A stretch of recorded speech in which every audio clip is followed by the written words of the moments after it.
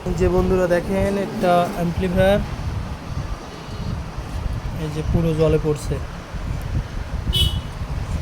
আপনারা মাঝে একটা ফেসবুকে ভিডিও দেখছিলাম যে আপনারা করবেন, ভাড়া দিবেন, কিন্তু নৌকাতে কিংবা ট্রলারে ভাড়া দিবেন না। এটা একটা ভাই বলছিল আর কি, ফেসবুকে দেখছিলাম। তো না দেওয়ার কারণটা হলো এই যে দেখেন অ্যাম্প্লিফায়ারটা কিন্তু জলে পড়ছে, এই যে এক কোনা। আর তারপরে এর ভিতরকার অবস্থাটা বেশি ভালো না, টোটাল ওয়াশ করতে হবে। দেখেন,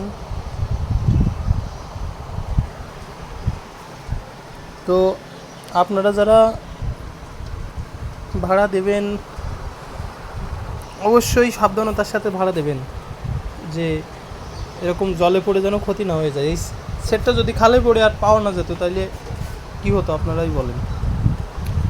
তো আপনারা যারা বক্স ভাড়া দেন অবশ্যই সাবধানতা অবলম্বন করবেন, এরকম ক্ষতি যেন আর কারো না হয়।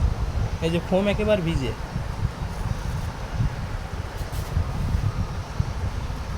তাহলে বোঝেন অবস্থাটা কী হয়েছে।